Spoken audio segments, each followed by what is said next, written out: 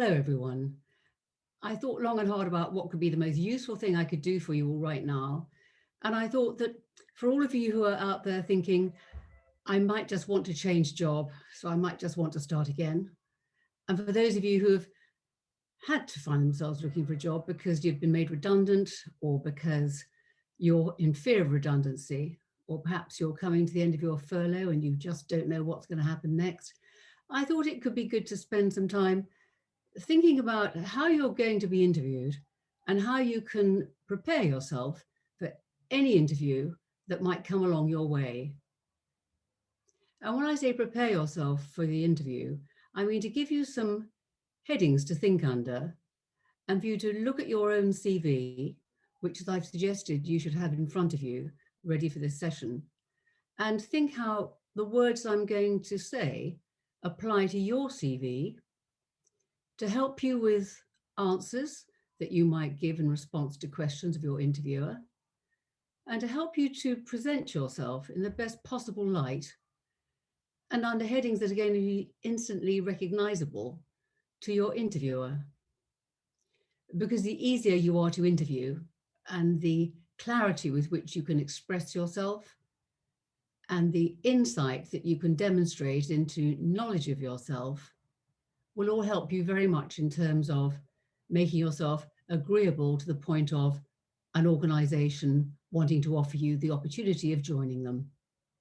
So for all those reasons, I thought preparing your CV and preparing the answers that you'll give to the questions are important. Now, something they rarely tell you at school or university or whatever qualification you arrive at, something they rarely tell you is that you're not going to get your next job because of your qualification. You've worked so hard, you've done so well, or perhaps you've struggled, but whatever, you're not going to get the job because of your qualification. You're going to get the job because of you.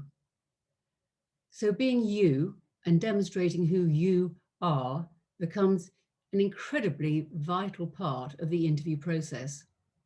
So let's spend some time thinking about, if you're not going to be offered the job for your qualifications, what are the opportunities that you have to demonstrate your correctness for the job?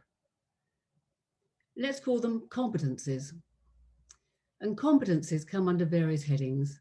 I'm going to give them to you now, and then we'll go back over each one of them, and you can inspect your CV to see how you can demonstrate your competence at each of the competencies. So here we go.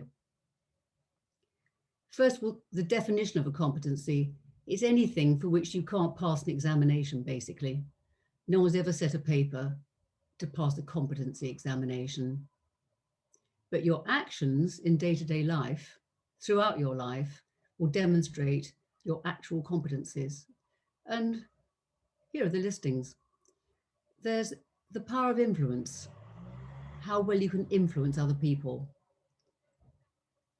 Managing change is another one, a vital one. Your resilience in the face of any kind of challenge.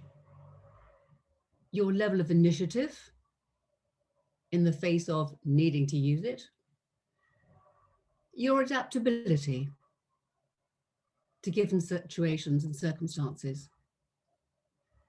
Your integrity in the face of, again, any challenge.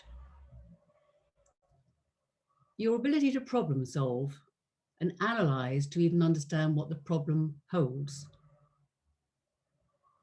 Your ability to work effectively as a team member, which might also evolve into a leadership role within that team.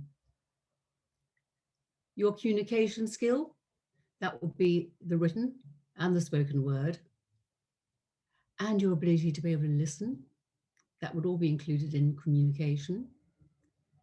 And your energy level at the different time of day and throughout the day. And just in general. Is it high? Is it low? Is it average? What is it? So these are all considerations that we can now go over, and we can look, you can look at your CV. I've got some CVs here to jog my thoughts, but you can have your CV in front of you And think as we go through each of those headings, what examples you might have to demonstrate your abilities in this area, your competencies in these areas. So here we go.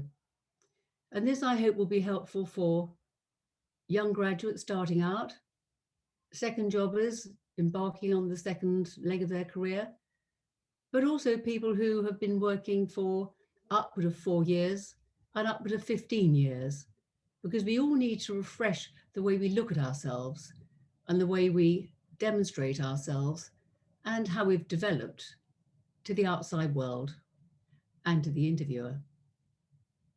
So let's start off with the power of influence. So looking at your CVs, your own individual CVs, look first of all at the very first thing you've written, and it'll probably start off with your education. Within your education, there have been opportunities to shine, and they might be to shine academically, and that's good. Or it might be outside the curriculum, opportunities to do things which were not included in the intellectual skills that you were developing at school. So let's have a look at those. Did you have the opportunity of performing in a choir? A very communicative opportunity, that is. You have to be able to listen to the other members of the choir. You have to be able to respond to the visual instructions of the conductor. You have to be able to moderate your tone, your volume. You have to be super sensitive to everything happening around you, or you are not a good choir member. Your voice will be above the rest or too much of a mumble to have much value. And you don't have to have a beautiful voice to be in a choir. You can just be someone who likes singing. And that can be a big contribution in itself. So even being a member of a choir, it can be a member of a netball team, of a tennis squad, of a rowing organization. It can be any sporting activity, which depends on you communicating and cooperating with other people, not always wanting to be the superstar, someone who knows when to pass the ball and let someone else shine and get the goal, someone who thoroughly enjoys being in that support role of just getting the job done, of achieving the objective and winning, the team winning, more important than you shining as an individual. But it could also be you captaining a team, in which case you could be the person who is influencing the team to make them just come up with that little bit more effort, particularly toward the end of the game when they're really tired and they're thinking, oh, crikey, we've lost anyway, we can't win now. But you can be the one that just gets the last little bit of juice out of their tank, the last little bit of effort from them that makes them think, yes, I'm going to kill myself to get this job done. I'm going to make the team win. I'm going to run and I'm going to try so hard that we're going to be the winners. We're not going to go back home the losers. You can be that kind of a person. You could put that under the heading of, say, inspirational, because you have to drag all the effort from yourself and then transmit it to others and make it contagious. And to be able to spread the contagion of enthusiasm to other people is a wonderful gift. It can make people perform 150% instead of 150, instead of 100%. It can make someone wonderful and make someone believe in themselves more than they had as a result of having met you and you doing that for them. So that's on the sporting field. What else could it be? It could be that within your own family, you've shone in some respect. It could be that you have a problematic sibling who you've had to help, someone who has some kind of mental illness or physical difficulty, and you've had to help your parents with the upbringing of that peer, of that sibling. So it could be that you've had to develop particular levels of understanding and empathy to be able to take some of the load from your parents and be able to help the family behave as a combined unit to keep the family strong. So that will be, again, something which I put under the heading of influence, because you're putting yourself out there to make a difference, your initiative to make the difference, and your willpower and your determination to carry through that objective. So they can be many and varied. That's just when you might be under the age of 12 or under the age of 15. But then, of course, you can find other opportunities to exert your influence when you're in the workplace. And it could be, for example, that you see something being done in the office and it's simply not very efficient, and you can think of a more efficient way of doing it. So you put up your hand and you indicate you've come up with an idea that you think is worthy of adoption. And you get that idea carried, and work is carried out in a subtly different way as a result of your instigation, of your suggestion. So that could be a beautiful example of influence. It could be, for example, one person I know who felt that the support staff didn't have enough opportunity to liaise with each other and get to know each other well. So formed a club for that group of people so that they could share their ideas, share their thoughts, share their grumbles in order to make them go away and make them operate as a more coordinative team within the organization. This would be at director support level, but then also percolating down through and finding champions for the idea at each level. So all of those could be examples of, lots of things, creative thinking for a start, but fundamentally I'm just looking under the heading of influence, and we'll be covering off all the other aspects shortly. So now look at your CV and think, is there anything there which you could draw upon and say, yes, I was influential in that change, and yes, I made a difference, and yes, that was my idea, and I coordinated it and I made it happen. Look in your CV for any sign of when you've done that. It's invaluable, because in this modern world, in the new world we're all entering into, these competencies are so vital, because we're all trying to find our way in a new situation, and your employers are looking to find their way in the new world every bit as much as you are. So it needs all our combined thinking to come up with best solutions. And we don't want to keep anyone's clever thoughts to themselves. We want to be able to utilize them, be able to absorb them and make a difference. So your contribution, whatever age and stage you're at, could be invaluable. You don't want to keep it to yourself. So let it shine in your CV, let it be there, and let it be ready for you to discuss with great clarity and simplicity and concisely. You don't want to spend half an hour talking about it. You want to have your whole story of how you organized yourself in, say, 6, 7, 8 sentences max. And then if they would like you to expand upon it, the interviewer that is, you can expand upon it. But when you've finished your description, you say, would you like me to expand upon that, or have I told you enough? And that's a blessing too, because no interviewer wants you to go on and on at great length when they've already got the picture. They don't need to know any more detail. They've heard what you had to say that's of value, and they want to move on, because most interviews will not last for longer than an hour complete, or it could be less. And it's not for you to extend it unnecessarily and by being garrulous. It's for you to be concise in all your questioning, in all your answers. And when I say questioning, you will have a chance to question at the end, but in your answers in particular. So you can practice those in front of the mirror. Practice how you're going to say it. Practice the words you're going to use to express yourself, to make sure it comes out right the first time. It doesn't come out sounding a bit weird. It comes out the way you want it and the way that you think most accurately expresses your thoughts. So that's influence. So let's now come on to managing change.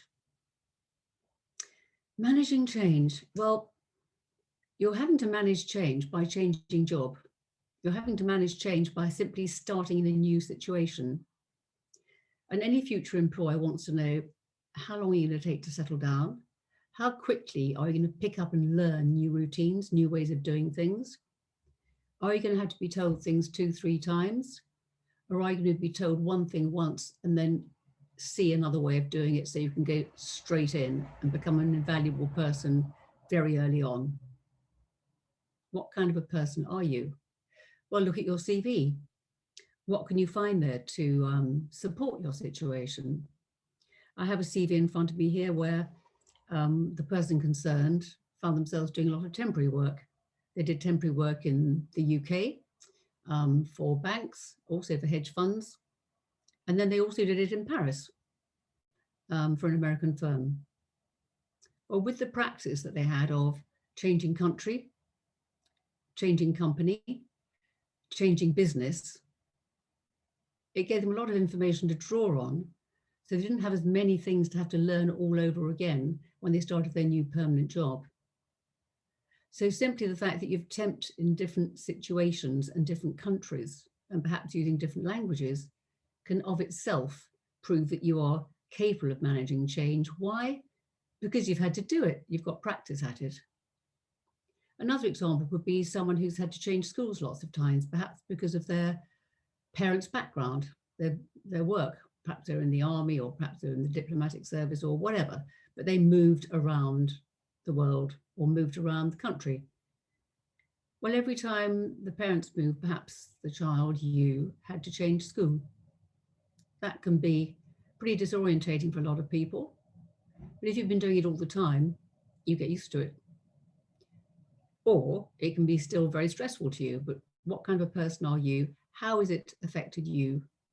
How quickly did you settle down in each situation?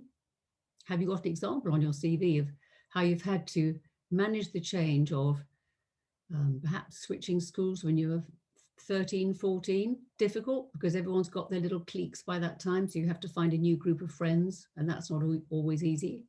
It's not easy if you're a girl. It's not easy if you're a boy. It's problematic. So has that ever happened to you? And when you move from your schooling up to the age of 12 into your big school, did you go into an enormous school, and was that a challenge for you? Did you hate the fact there were suddenly thousands of you all going through the school gate? And did you find it very disorientating? And did it take you a little while to settle down to it? And then did you get used to it? Or did you never get that happy with it? So you know what you've learned about that is you prefer to be in a smaller organization.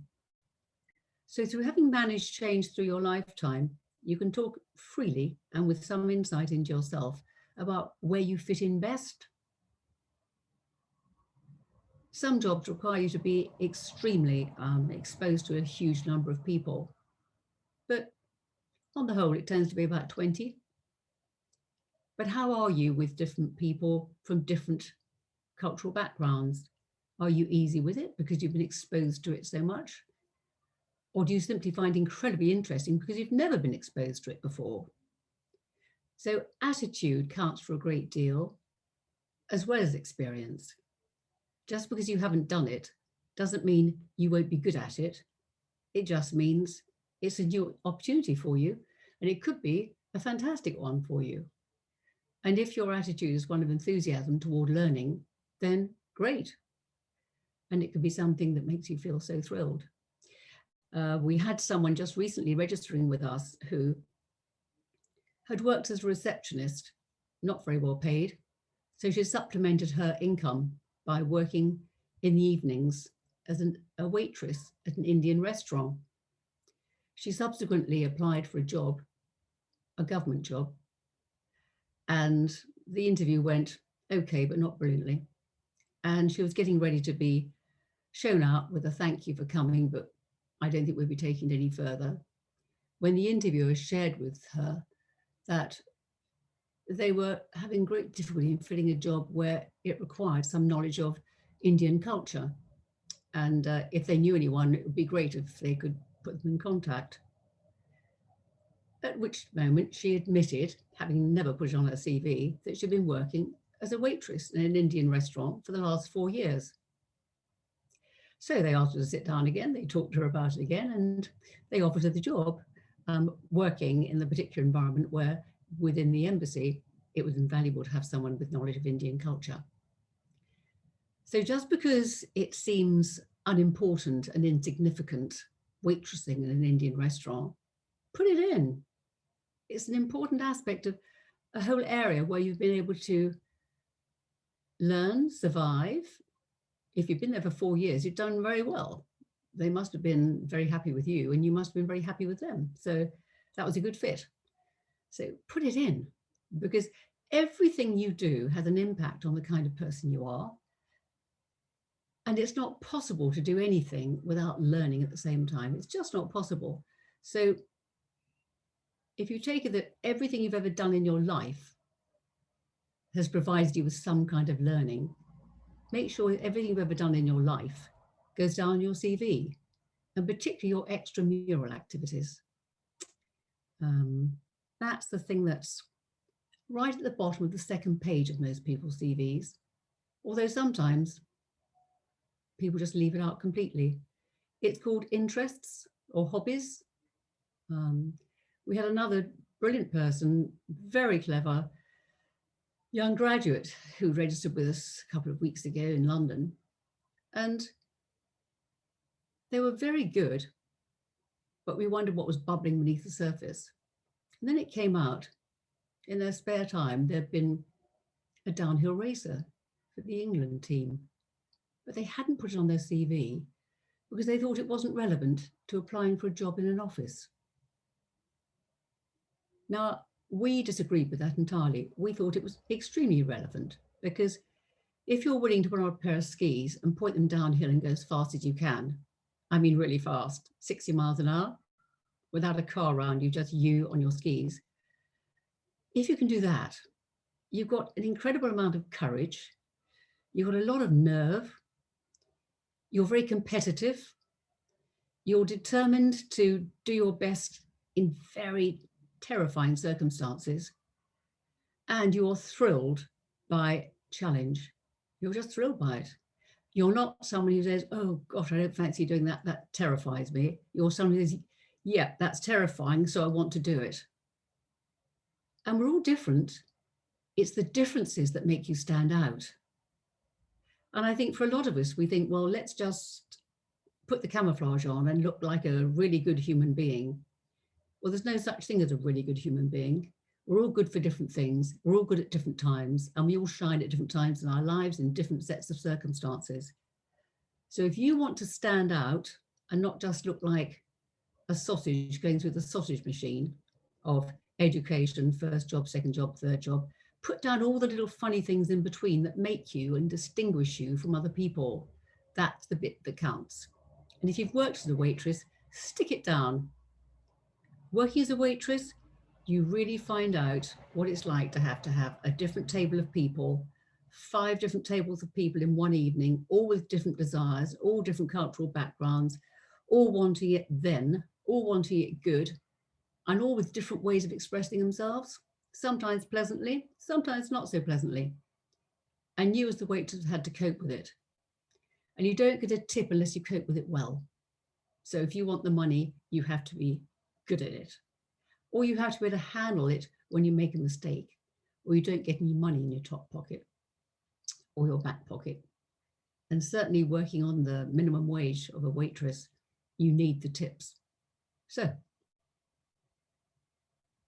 I think waitressing is in fact one of the best possible ways of learning about how to deal with people, cope with people. I know I did it at the age of 16, Saturday afternoons. It taught me so much. It taught me how to earn money for sure. And it taught me to keep smiling in the face of all kinds of adversity. It was great fun. And it teaches you about relationships and how to get on with people when they're in a hurry. And the chef's in a hurry, not always very polite either. Yeah, it's a real education. I recommend it to anyone. And then, so that's managing change. Now let's come on to resilience. Resilience. Being able to cope with all kinds of challenges. They can be physical, like you have to perform exactly the same level of perfection, however tired you are, however weary you are, however, whatever you have to perform at the same level. It can be you've had something really hard happen to you at home or outside work, and you have to put it to one side and keep going. Or you have something which is long standing and never going to go away. A sick parent, something that's outside your control, and you just have to keep going. You can either let it break you, or you can let it be something that's helped to make you strong and help to make you also discover that by sharing those difficulties with other people, you can share and it can be halved. You can share and people can step in to help you. So, for example, I was speaking to someone who'd been head of corporate finance with an enormous international firm, and it was taken over. And in the course of the takeover, he lost his job.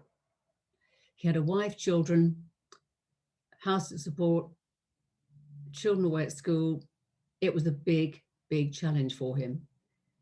And he felt full of doubts about his own worthiness. He felt he was unemployed and perhaps work had passed him by. And he was 40, 45. And where was he going to go for help? He applied for a number of jobs, didn't even get an interview. Applied for some other jobs, got an interview, but nothing that he wanted, or that was paying enough money. And then an opportunity came up. It was a long way from being ideal, really a long way. It was going to involve him having to leave his family for a whole week at a time and just come back at weekends on another continent. But he thought, well, I've got to have the money. I've got to help. And my wife's not very well, so I'll just have to do it. But at least I'll see if I can find out a bit more about it before I have my interview. So he contacted an old friend. He hadn't seen them for 8 years, but his friend was still in the mix in banking. And he rang him up and asked him if he could just come and see him for some advice. And he went to see him and he asked for advice on just what's it like to work for this organization. They want me to work in New York. How are they going to be? What are they like as an organization? How do they handle you? How do they treat you? What's it like? Can you give me the inside track on it because you've worked there? Well, as they were talking and as he was getting his advice, the friend that he had turned to said to him, well, actually, now you're here, you just made me think of something else. We're looking for someone who's very much like you to do another job that we're recruiting for in our organization. And that won't involve you having to leave home. It would have you working in London. Can I tell you about it? Well, the whole transaction finished with him being offered the job and he stayed in London, stayed with his wife and family, and it all turned out so well. But at the point of that interview and asking for advice, he was feeling pretty desperate. And he used the strength of his own resilience to think, I'm just going to go on using every single reserve I have to find out as much as I can in order to make myself as successful as possible. So I'm going to pursue this and get the inside track. I'm not going to fail. I'm going to keep going, even though I'm not feeling great about myself right now. So he picked himself up, and that's what we all have to do lots of times during life. Not just now, not just the pandemic. Regardless of pandemics, life dishes out all kinds of things to challenge us. None of us can avoid all the things that come our way.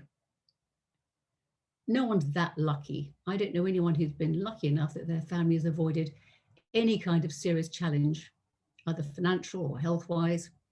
It comes to every family in one shape or form.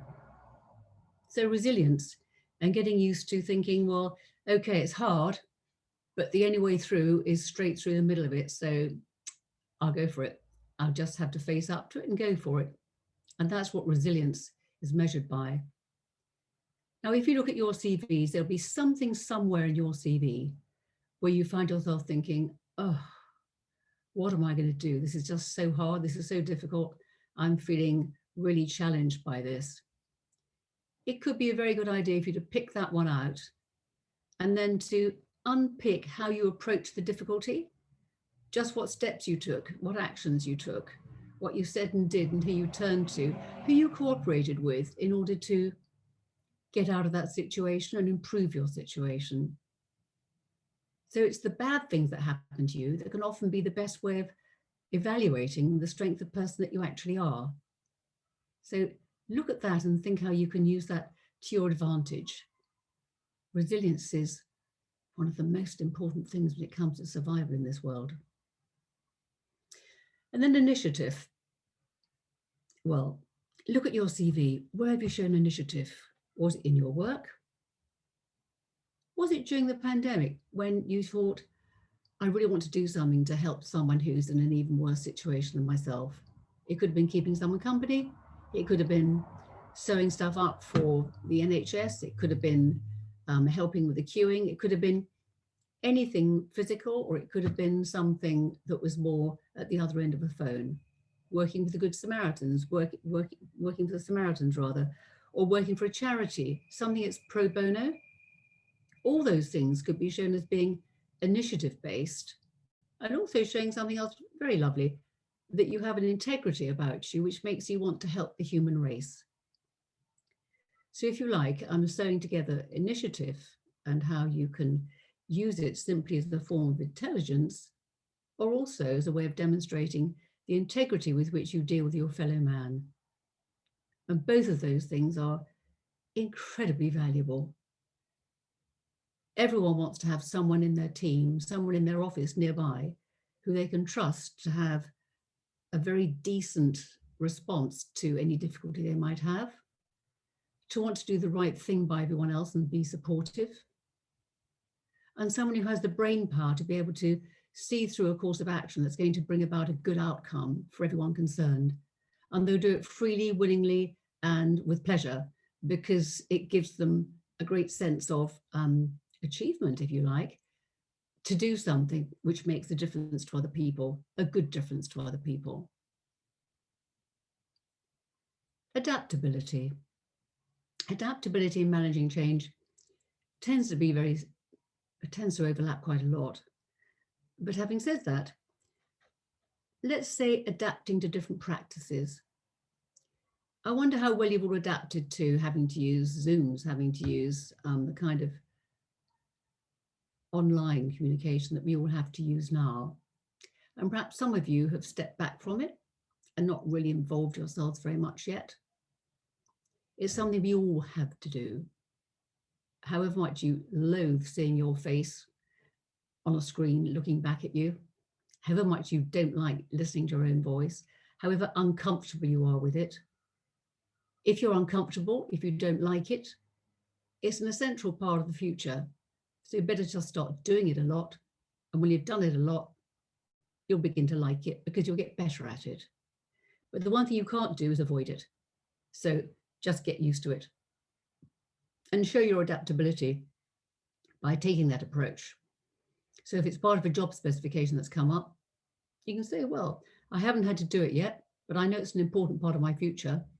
So I'm very willing to adjust myself and get into it and learn how to do it well. And I'll practice in advance of starting because I've got all the equipment at home anyway. That would be the attitude of someone who's going to be a survivor, someone who's going to be showing resilience because they're not backing off from a necessary challenge. They're coming forward to meet it full square on. Why? Because you've got to. It's unavoidable.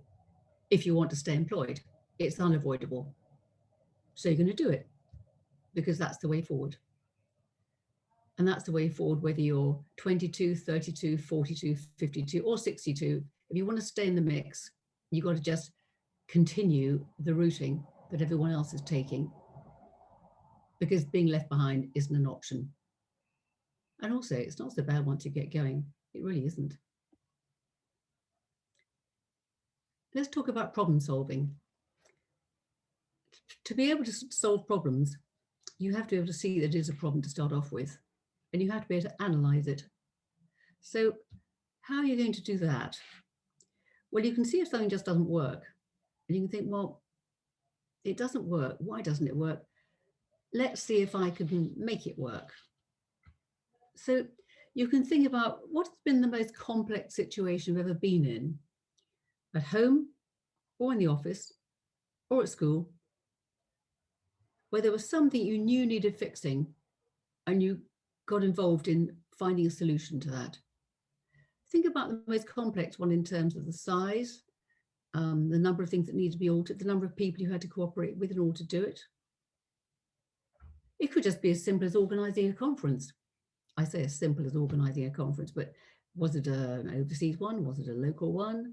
How many people? How many different countries did they come from? How many different cultures did you have to adjust to working with? How many different languages did you have to find yourself working through? And how much responsibility did you have for the outcome? Were you the leader of the pack? Were you second in command, learning from someone else?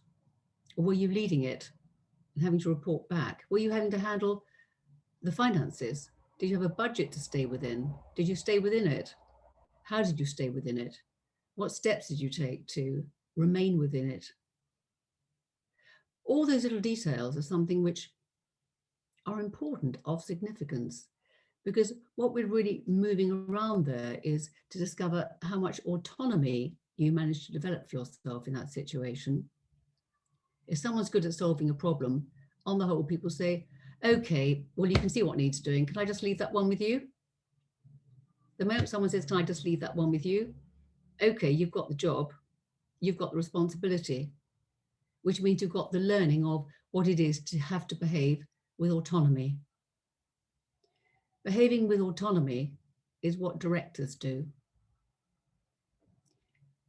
If you're behaving in that way, you're getting used already to behaving as a leader. For you to recognize those leadership skills in yourself and be ready to discuss them is an important part of your interview technique. Being able to recognize them for what they are and then speak about them freely, a very important part of your interview technique. And you might be asked, well, did you find that stressful? Did you find doing that big job stressful? Well, did you? And if you did find it something that kept you awake at night, what did you do about it? Did you say, yeah, I found that pretty stressful because it was very important to get it right, but I got the cooperation of one or two people who were very good at other different areas that I knew I could trust them with. I made my lists, I made sure I could sleep at night, so the whole thing went off okay. But yeah, I was stressed because I wanted it to be a real success. And you might be asked, so would you like to do such a thing again? Would that give you pleasure? Or would you think, not again, that was too much, I didn't enjoy that? No, I did it, so I could do it again. And next time round, I'm sure it'll be much easier. And you could be asked about any of the jobs that you've had, which one was the one you took longest to adjust to? Which was the one that you really struggled to adjust to? And which was the one that you found you can most readily slide into? Those kind of questions are the ones which are really helping to evaluate how well you're going to fit in the culture of the organization you're applying to, because they'll be able to tell by your responses just what you are used to and how much of a difference it will be if you were to join their organization. Now, when you're being interviewed by a consultancy such as ourselves, it doesn't matter to us which ones you found easier, which ones you found more difficult, because we're looking at you with a view to finding you a job anywhere, any place. You've come to us perhaps as a result of one particular advertisement, or perhaps in response to a number of advertisements you've seen over the years, which has made you think you like the look of us. But whatever it is, we're never ever screening you out. We're screening you in for a variety of different opportunities, some of which will be with us right now, and some might not arrive until next week, or some were with us last month and we've already filled them. But we know that you're the kind of person who would fit the bill for that kind of job again, or those kinds of jobs when they come in, when they next come in. So the interview you have with us would be very different to that when you're going for a selection for a specific job inside an organization, where that's the job they want to fill, and they want to fill it with the right person, and the right person needs to be you according to your answers. But it doesn't want to be you according to your answers if you stretch yourself in the most extraordinary way to make you not yourself anymore. you want a job where you feel you can move in. And if there's, say, 1/3 of the job that you're going to need to learn about, that's fine. That's your learning curve. That's a bit that's going to keep you happy and interested and not feeling bored. Doing the same old, we're not built or constructed to want to do the same old. We all need to have a new learning, or else we feel impatient and as if we're not learning anymore. And we all like learning. There's comfort in knowing what you're doing, but there's also boredom if that's all you're doing. It's good to have something that makes you think, oh, that's interesting. Oh, I didn't know that before. Oh, that's all. Okay, fine. We all like that. It's what keeps us on our toes. It's what keeps us growing. And growing can be one of the questions that you might be asked by a company. Which area of yourself would you like to see developed most? Which part of yourself would you be most interested in developing? Well, I don't know when you last asked yourself that question. It's not a bad one, is it? You can think about it now. You're not an interview now. You've just got your CV there, and you can look at your CV and think, well, what time in my life did I really find myself super interested in what I was doing and really feeling as if I was growing? You can look at that and you can think, well, yeah, that was the time. I really, really, really enjoyed that. Well, would you like to do some more pursuing that same area? Was it science that you found interesting? So would you like to pursue another career surrounded by scientists and medics? Or was it AI? And is that something that you'd like to be more heavily involved in? Would you like to progress in that area? Or was it something to do with the arts? Which was it? And then look at your financial status. Think of which one you can afford to go into. And think about, well, yeah, I'd like to try some more of that because I really felt as if I was just going with the flow then. It just felt right. I wasn't having to be anyone apart from me. I was really following my own native interests. It was really good. So, communication. Communication is so important. And I think even more so now than any other time. There's so much opportunity for misunderstanding using emails. You can never use an email to deliver anything that's got an emotional content, not without running a serious risk of upsetting people.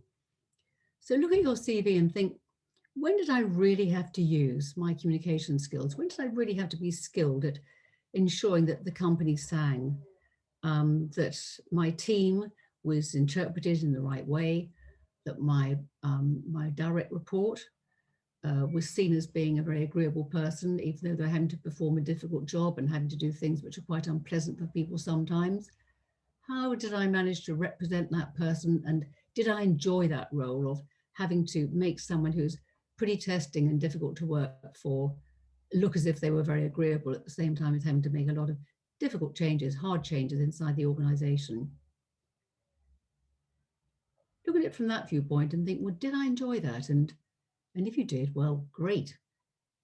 And was the communication mainly internal or was it mainly external?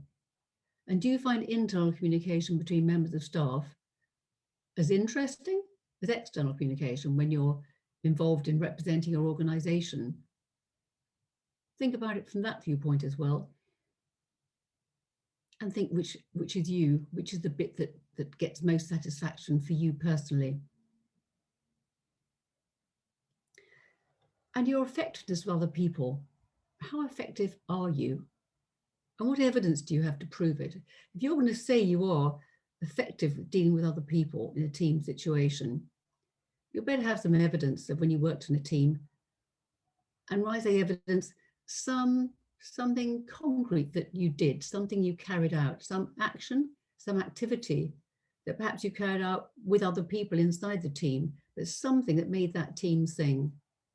There'll be something there. Dig around and make sure you have it.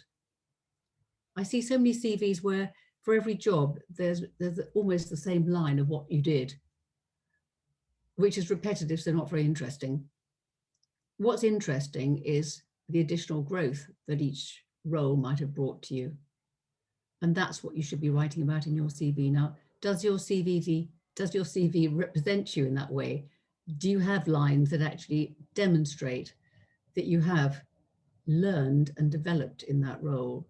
Have you said anywhere that you had went through a very steep learning curve and loved it? Why, if not, why not? Would it be an improvement to your CV to do that? Can you lose some of the other words which are perhaps less dynamic to include that in one of the roles that you thought was the most exciting one for you, the kind you'd like to have another job like that was that exciting? Think about it from that viewpoint and think, have you really represented yourself as well as you might have done in terms of the kind of person you are when, instead of being in an interview situation, you're actually working on something that you've got your teeth into, so that you can demonstrate what you're like when you're actually working on in a job. That's what people want to understand. What do you like when you're working? I can see what you're like in an interview, but what do you like when you're behind the desk and it's your opportunity? What do you like then? Do you get up and go? Or are you a bit stodgy? Are you a bit of a pudding? What are you like? Well, I'm sure you're not like a pudding. Otherwise, you wouldn't have got where you've got to right now. But it's your job to show that you're not. It's your job to show in your CV by some of the comments that you've made that there are questions arising out of those comments you've made about yourself that can give rise to the opportunity for you to perform and say things about yourself, which are going to make it quite clear what you will be like when you get behind the desk, or when you work from home for 2 days a week and get behind the desk for the other 3, whatever that is. There must be evidence there. Say 3 pieces of evidence. 3 is always good. If you've got 3 pieces of evidence, then it's rock solid. If you've only got 1 example, it sounds a bit thin. So think of 2 or 3.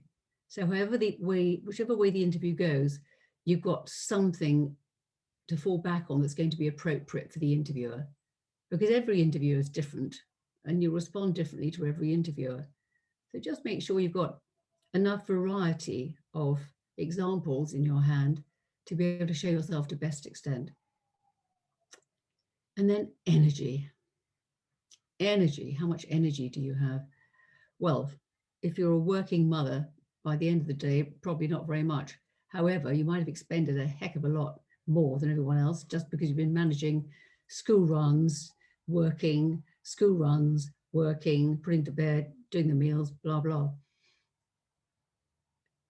Energy is something that's expressed in terms of enthusiasm. You can say certainly you prefer a job where you need to be really on your toes in the morning, but if you do that and someone wants you to be responding to around the world requirements, then it's not going to work for them, it's not going to work for you. So work out what is your energy, just how much you want to give. At different times in our lives, we have more to give, and other times we have less. And recognizing that isn't to come across as being someone who's duff, someone who's not worth having. It's perfectly valid to say, at the moment with my children, 2 of them under the age of 5, I need a job that's got a certain amount of repetition, a certain amount of ease of doing it, and a limit on the responsibility, because at a certain time of day, I have to leave the office, or at a certain time of day, I have to shut off my computer and I have to go and get the kids. And that's not a weakness. Some jobs are actually not able to be madly exciting. They are there because there's a certain amount of just having to do the same thing over and over. So you qualify for that job. And if you've done that for a year, 2 years, while the children are growing up, and then you think, oh, I'm ready to do something else, there might be some opportunity within the company for you to be promoted upward, where you can, with your additional energy that you've now got on reserve because the kids are away at school for longer, with that additional energy, you can go out and do some more learning. So don't be afraid to expose where you're currently at, because it's best for you and it's best for the organization you're applying to, for everyone to know where they stand and to see that you have the integrity to express the fact that, yeah, at the moment there's a limit because so much of my time and energy has to be directed toward my children. It simply shows that you have a sense of priority, and we all have to be able to prioritize. Now, I hope that's given you some kind of an idea now, a handle And I'm going to go backwards through now the headings of how you can express the energy that you have, of how you can express your communication skills. On your CV is a demonstration of your teamwork. Just being a member of the team doesn't say a thing. Express how you've cooperated. An example of problem solving, there'll be something there, dig it out. An example of integrity, that can be shown in so many different ways. It could even just be being kind to other people inside the company that you know are having a problem, and perhaps saving them from leaving a company because you make it endurable for them by creating some situation for them. Adaptability, initiative and knowing when you need to take a double check and not just do something on your own initiative and create some horrific situation. So initiative with diplomacy and with humility, but wanting to take it and wanting to use it. Resilience, people can chuck stuff at you and you won't bend.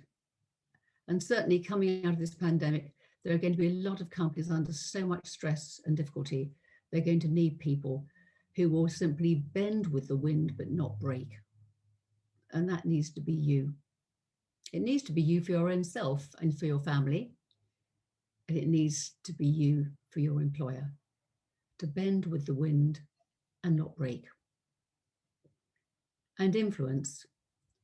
No one wants someone who just does what they're told. Everyone wants someone who, when they get the picture, when they see how things lie, is able to see the routing and not only help themselves to go forward in the right direction, but influence others to do it in the right kind of way. And perhaps I'm thinking now, particularly of our young graduates who are having such a tough entry into the working place because they haven't had the opportunity of the radar learning that goes on if you're working at desk level with other executives. They might have the formal learning, but they haven't got the informal, hearing how it's being done by others who've been doing it for years, and someone giving them a nudge and saying, not like that, do it like that. That's the kind of influence that those who have really been out of the workplace could be so invaluable to with the young ones coming in to help them speed forward and make up for the lost time and help them over what's been such a difficult time for them, a difficult time for everyone. But I feel particularly strongly that the young ones who should have been entering the workplace a year ago might be feeling they're a year behind. Well, they are and they're not. If in this year they've been doing other things that have been very useful and informative for themselves, then it shouldn't be seen as being a blank. It should be seen as being something that under extraordinary situations, they have managed to find some kind of a learning opportunity for themselves. So don't be too hard on yourselves. You've survived. Hurrah. That's something. You're still here. You're still standing. Everyone's had a tough time. And now we're just about, hopefully, to carry out some fantastic interviews and get ourselves motoring and employed again. And don't be too fussy about the first job you take. Everyone's having to kind of have a go. Just get in there and get doing something in order that you're learning something. You can always do temporary work initially and then move and move and move. But get yourself out there and learning. And don't feel that simply because you've been unemployed or because you've lost your jobs, that you are in any way unworthy or a failure. You are neither of those things. You are neither unworthy or a failure. You've simply been alive at a very difficult time in the world. That's all. It's your challenge, but it's also your opportunity. It's your opportunity through your resilience and through your very positive view of yourself and your determination to survive and succeed for yourself and for your loved ones. That's what's going to make you succeed in this world. That's what's going to make you look at your CVs, ensure that you've got your competencies clearly in your mind as to how you're going to defend yourself and attack the market and go out and be successful in your interviews. So really good luck to all of you. We'll do everything we can to help you. If you want our help and you haven't already got it, ring up and make an appointment to come and see us. Send your CVs in. Check it over first of all to make sure your competencies are loud and clear and that you already have practiced how you're going to respond. And we look forward enormously to helping you. Wherever you are, Paris, Brussels, Birmingham, London, we're ready for you and we look forward to helping you all. Good luck to you all. Bye.